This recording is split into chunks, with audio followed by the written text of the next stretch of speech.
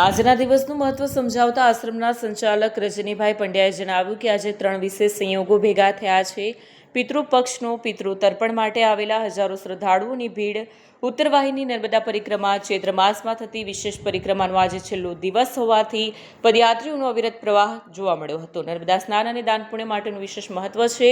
શ્રદ્ધાળુઓનો અવિરત પ્રવાસ, કુબેર ભંડારી મંદિરના દર્શને આવતા ભક્તો, નર્મદા મૈયાની પરિક્રમા પૂર્ણ કરનારા પ્રવાસીઓ અને પિતૃ કાર્ય માટે આવેલા લોકો માટે મારેવા આશ્રમ આશીર્વાદ સમાન સાબિત થયો.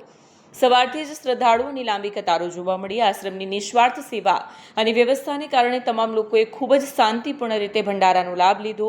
મારેવા આશ્રમ ખાતે માત્ર અમાસ જ નહીં પરંતુ અન્ય દિવસોમાં પણ સેવાકીય પ્રવૃત્તિઓ ચાલુ રહે છે. શ્રદ્ધાળુઓની સેવા એ જ અમારો પરમ ધર્મ છે. રજનીભાઈ પંડ્યા સેવાને સમર્પણનું કેન્દ્ર કરનાળીમાં આવતા પ્રત્યેક ભક્ત માટે આશ્રમ આસ્થાનું કેન્દ્ર બન્યો છે. નર્મદે હર, જય કુબેર ભંડારી. આજે ચૈત્ર વદ અમાસ, સર્વ પિતૃઓનો મોક્ષનો દિવસ. ઉત્તર વાહિની પરિક્રમા નર્મદા માતાની, એનો પણ છેલ્લો દિવસ.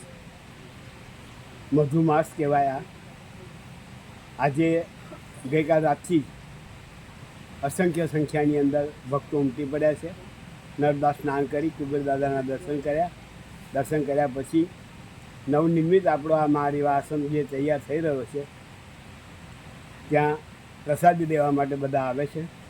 તમામ ભક્તો માટે અહીંયા જમવાની વ્યવસ્થા કરવામાં આવી છે.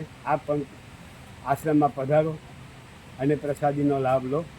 નર્મદે હર, નર્મદે હર, નર્મદે હર.